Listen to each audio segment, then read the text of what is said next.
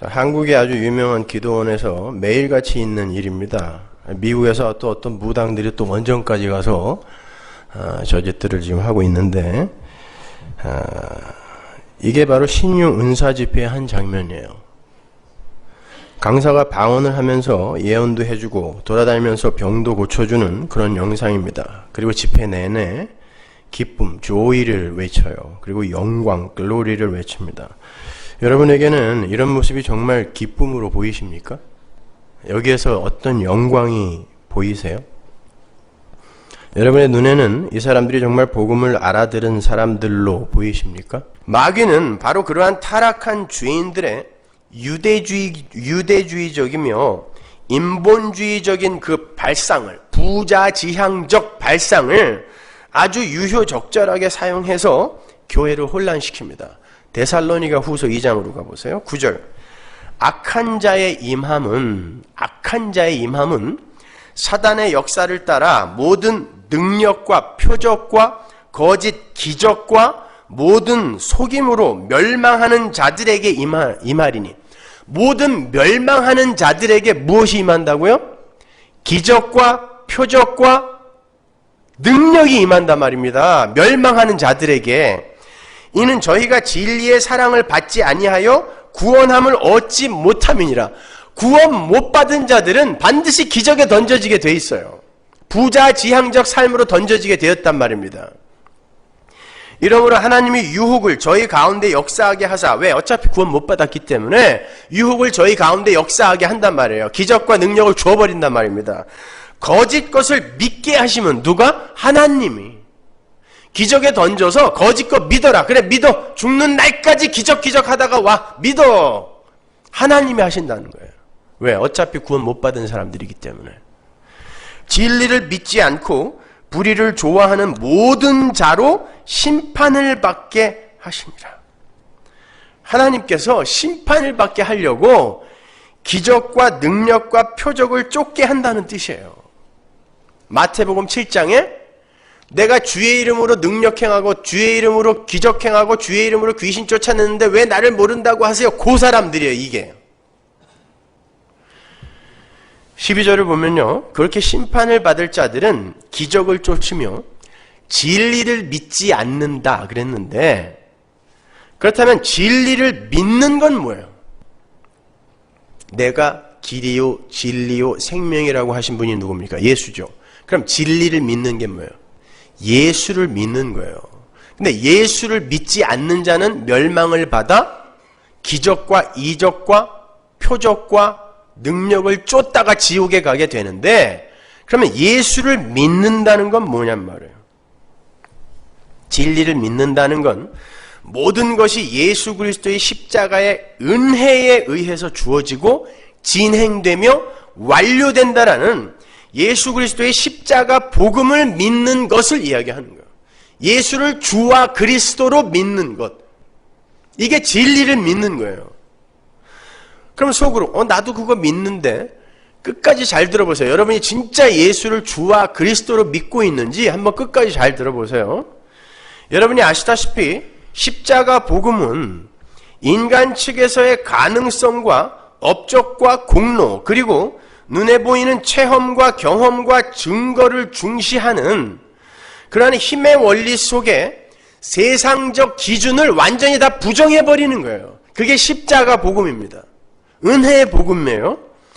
그게 바로 지옥에 갈 부자들의 세상이며 부자들의 방법론이기 때문에 십자가 복음은 그걸 부정해버려요. 그래서 주님은 당신의 제자들에게 눈에 보이는 기적과 이사가 보이는 곳에는 절대 가지 말아라라고 부탁하신 거예요. 마가복음 13장 21절 보세요. 그때 사람이 너희에게 말하되 보라 그리스도가 여기 있다 보라 저기 있다 하여도 믿지 말아라. 피스튜오라는 단어가 나와요. 믿음이라는 단어가 나옵니다. 그걸 믿는 자들이 있다라는 거예요. 믿고서 이게 진짜 믿음이다라고 착각하는 자들이 있다는 거예요. 그래서 예수 믿는 믿음에 쓰이는 피스튜오라는 단어가 여기 나오는 거예요. 거짓 그리스도들과 거짓 선지자들이 일어나서 이적과 기사를 행하여 할 수만 있으면 택하신 백성을 미혹해 하리라. 택하신 백성까지도. 너희는 삼가라. 가지 말라는 거예요. 삼가라. 내가 모든 일을 너희에게 미리 말하였노라. 내가 너희에게 미리 다 말했는데 그래도 너희는 갈 거야. 그래도 너희는 갈 거야. 죽는 날까지 부자로 살 거니까 너희들은. 그래도 너희는 갈 거야. 이런 뜻이에요. 내가 미리 말했는데 그래도 갈 거야. 여러분 아까 서두에 보신 동영상에서 그들이 하나님을 사랑해서 그런 발광을 떨었을까요? 거기서 하루에 거치는 헌금이 수천만 원입니다. 그 조그만 데서도요. 왜 그렇게 돈을 싸질머지고 거기 가서 그런 것들을 경험하고 싶어 할까요? 거품 물고 쓰러지고 벌벌 떨고 이상한 소리로 샬라대고 왜 그럴까요? 내가 원하는 거 얻어내기 위해서예요. 병 고쳐주세요. 자식 새끼 잘 되게 해주세요. 부자 되게 해주세요. 아니 하나님 사랑합니다 그러는데 거품 물고 사랑합니다 그러면 하나님이 얼마나 당황하시겠어요. 에? 맨정신에 하세요. 그런 거는. 그 뚱뚱한 아줌마들이 왜 거기 누워서 벌벌 떨면서 사랑합니다 그래요. 맨정신에 단정하게 앉아서 고백을 하지. 그거 다 무당 굿하는 겁니다 여러분. 그래서 예언은 반드시 성취가 돼야 돼요. 어떤 건 성취되고 어떤 건 안 맞고, 이게 무당들이 하는 거예요. 예언은 반드시 성취돼야 돼요. 하나님 것이기 때문에. 하나님의 계획을 이야기하는 것이기 때문에. 그러니까 요즘 흔히 교회 예배당에서 예언이랍시고 짓거리는 수많은 목사들이나 어떤 여자들, 한 무리의 여자들, LA에도 많이 돌아다니고 있는데, 그런 예언은 그게 하나님의 말씀, 즉 십자가 복음에 관한 것이 아니면 다 가짜입니다. 다 가짜예요. 가끔 맞으면 안 돼요. 예언은 반드시 성취돼야 돼요. 하나님의 뜻이기 때문에. 당신 하나님께서 돈을 많이 벌게 하셔서 큰 그릇으로 쓰실 것이라는 둥, 복채 많이 내라는 뜻이죠. 기분 좋게 해줬으니까. 응? 돼도 되고 안 돼도 돼. 자기 도망갈 거니까. 올해 안에 3번의 기회가 주어질 텐데 그 기회를 놓치지 말고 잡아야 한다. 언제 왔는지도 몰라 지도. 나중에 생각할 때 그게 기회였나? 모든 인간이 다 그래요. 이건 점치는 방법 가르쳐줄 때 가르쳐주는 수법들이거든요. 이게 다. 제가 동양철학의 대가 아닙니까? 예언하는 이들이 똑같이 하고 있어요. 여름에 물 조심해라. 겨울에 불 조심해라. 올해 안에 당신의 배우자가 나타날 건데 그 배우자의 성이 아무개다. 그 놓치면 절대 안 된다. 언제 지나갔는지를 몰라. 누구였지? 여러분 그런 건 예언 아니에요. 그냥 무당짓거리인 거예요. 하나님의 예언은 성경밖에 없어요. 계시는 이미 성경 안에서 종결됐습니다. 그 계시가 성경에서 종결되지 않았다고 하는 모든 일이 다 이단이에요. 이거는 제가 이야기하는 게 아니라 2000년 교회의 역사가 결정한 거예요. 오늘도 계시를 받아 자기가 누군가에게 하나님의 계시를 전달한다. 이 사람들 다 무당입니다. 계시는 이제 떨어지지 않아요. 개별적으로 떨어지지 않습니다. 계시가 종결되기 전 사도 시대에만 한시적으로 주어졌던 거예요. 그 사도들이 계시를 받아 예언과 방언으로 떨어졌던 계시를 받아 성경을 기록한 거란 말입니다. 그리고 그 이후로는 이제 계시적 은사는 사라지는 거예요. 하나님의 계시가 완료돼서 우리에게 주어졌으니까. 어떤 목사들은 갑자기 성령이 임해서 이런 예언의 능력이 생겼다고. 그걸 강신무라고 하는 거거든요. 무당에도 두 종류가 있어요. 학습무와 강신무. 강신무는 신이 임해서 갑자기 무당되는 거고 학습무는 배워서 되는 거거든요. 조금 급이 낮아요. 학습무는. 동자신 같은 게 강신, 갑자기 그냥 강신, 임해서 강신무가 되는 요 인간들이 조금 난 무당인데 그런 강신무들이 양복 입고 강대상에 서서 무당짓거리 하는 거예요. 예배당 안에 강신무들이 들어와 있다니까요. 아무튼 방언이든 예언이든 초대교회 때 주어진 그러한 은사들은 전부 예수 그리스도에 관한 하나님의 계시였어요. 왜냐하면 초대교회 때는 아직 정경이 완성되지 않았을 때이기 때문에 어떤 식으로든 하나님의 계시가 교회에 떨어져야 돼요. 하나님은 예언을 통해서 교회에 당신의 계시를 정하셨고 방언을 통하여 계시의 은혜성을 주지시키시면서 그 방언을 통역하여 전달하게 하심으로써 역시 예수 그리스도에 관한 하나님의 계시를 전해주신 거예요. 방언을 통역해서. 방언이 통역되어져서 교회에게 전해지면 그게 뭐예요? 그게 예언이에요.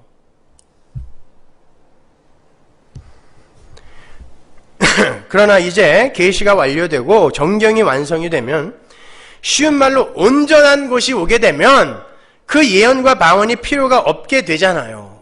그 이야기를 바울이 고린도전서 13장에 이렇게 이야기하는 거예요. 8절. 사랑은 언제까지든지 떨어지지 아니하나 예언도 패하고 방언도 그치고 지식도 패하리라. 우리가 부분적으로 알고 부분적으로 예언하니 온전한 것이 올 때에는 부분적으로 하던 것이 패하리라. 이렇게 명확하잖아요. 온전한 성경이 오기 전에는 성경에 기록될 계시가 여기 조금 저기 조금 이렇게 떨어진단 말이에요. 그러나 온전한 것이 오게 되면 이제 조금 하던 게 필요 없어진다는 뜻이란 말입니다. 패해진다는 뜻이에요. 바울은 방언과 예언이 한시적으로 주어지고 있던 그 사도시대에도 예언과 방언이라는 그 경험적 도구들을 통하여 말씀을 이해해야 했던 어떤 이들을 어린아이들이라 그래요. 바로 그 밑에 한번 보세요. 11절. 내가 어렸을 때에는 말하는 것이 어린아이와 같고 깨닫는 것이 어린아이와 같고 생각하는 것이 어린아이와 같다가 장성한 사람이 되어서는 어린아이의 일을 버렸노라. 예언과 방언 이야기하면서 그게 어린아이의 일이라 그래요. 근데 오늘날은 그걸 해야 어른이고 성숙한 성도고 그거 안 하면 어린애라고 여기죠. 그래서 한월산 가면은 걔도 방언을 하는데 너는 여태 방언을 못한다고 이 마귀 새끼야 그러면서 막 패면서 연습시키잖아요. 굴로 끌고 가서. 그래서 집에서 막 연습해와요. 어떤 사람은 녹음해서 가져가갖고. 여러분 어린아이 때에는 눈에 보이는 게 반드시 있어야 안심을 하거든요. 그래서 눈에 보이는 것들을 하나님이 허락할 수 있어요. 그러나 장성한 어른이 되어서도 여전히 그걸 보고 싶어 한다면 전응하죠. 그거요. 엄마가 아기가 옹알옹알옹알거리고 있는데 아우 신기하다 참 부럽다. 넌 나보다 어른이야. 난 너를 존경할 거야. 영성 깊은 사람으로. 이거 말이 돼요? 사도 바울은 그렇게 이야기하고 있는데 왜 오늘날 교회는 그렇게 거꾸로 이해를 하고 있죠? 이렇게 초대교회 때의 예언과 방언은 계시적 은사였어요. 그래서 바울은 방언하는 걸 교회에서 금하지 말라고 한 거예요. 근데 이제 계시가 완료됐단 말입니다. 그럼에도 그러한 구절을 오늘날 교회에 그대로 적용하는 건 정말 무지한 거예요. 여러분 기적이나 방언 같은 신비한 은사가 초대교회 때인 사도시대 이후에 완전히 사라졌어요. 근데 교회의 기적이 또 신비한 그런 은사들이 언제부터 다시 나타났는지 아세요? 4세기 때 교회사를 보면 나와요. 4세기 때가 언제예요? 교회가 로마의 국교가 되어서 핍박받는 자리에서 핍박을 하는 종교가 되자 교회 안에 기적과 신비가 마구 쏟아지기 시작했어요. 교회가 로마에게 핍박을 받을 때에는 카타콤에 숨어서 아무런 기적을 맛보지 못하고 무덤에서 그냥 죽어갔어요. 그리고 그들을 통하여 복음이 전해졌어요. 근데 교회가 로마의 국교가 되어서 땅과 재산을 갖게 됐어요. 그리고 권력을 갖게 되자 이 힘의 원리가 교회 안으로 들어와서 기적, 눈에 보이는 것, 승리, 이렇게 교회를 뒤집어 엎었단 말입니다.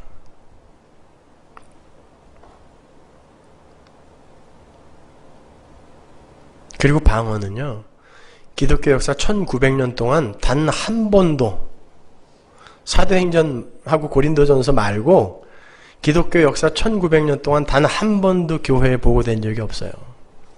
1901년 그 이름도 유명한 아주사 거리에서 갑자기 성령운동이 일어나서 그때 방언 터진 거예요.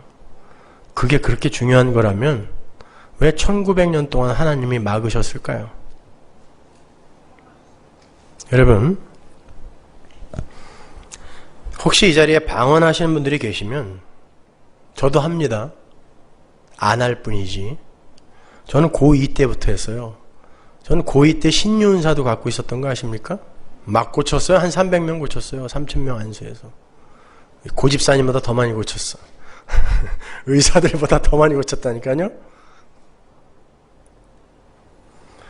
그러나 여러분, 방언을 하시는 분들, 우리가 성경을 통해 확인한 것처럼 하나님의 계시, 하나님의 십자가 복음은 이렇게 세상에게 방언일 수밖에 없는 거고 나에게도 심판과 저주의 방언이었었는데 어떻게 나는 그걸 예언으로 이해할 수 있게 되었는가 하고 감사하시고 아직도 그 복음을 방언으로 듣고 있는 세상을 향한 긍휼한 마음을 가지시면 돼요. 하고 안 하고는 아무런 문제가 아니에요. 그까짓 거 해도 되고 안 해도 돼요. 그까짓 거예요, 그거요. 중들도 하는 거 안 해도 돼요. 근데 한다면 하면서 그리로 가시면 돼요. 방언 못 해본 사람들, 방언받게 해달라고 여기저기 집회 쫓아다니지 마시고, 자, 어떻게 세상 사람들에게 방언으로 여겨지는 그 복음이 나에게 이렇게 이해가 되어지고 내 입에서 그 복음이 전해지는가? 근데 어떻게 세상 사람들에게는 이 복음이 방언으로 들리지? 내가 진짜 방언하는 사람이구나. 이 방언이 어떻게 나에게 이해되어졌지? 내가 진짜 통변하는 사람이구나. 내가 어떻게 잠깐 후면 오시리라 회개하라. 어떻게 이 예언을 하고 있지? 내가 예언하는 사람이구나. 기뻐하세요. 그거 받아서 뭐 하려고 그렇게 짐 싸들고 돌아다니면서 받으러 다니는 거예요. 있는 사람도 안 쓰는데. 필요 없습니다. 성경이 방언이고 성경의 내용을 이해하는 게 통변이며 성경의 내용을 올바로 이해하여 세상에 선포하는 게 예언입니다.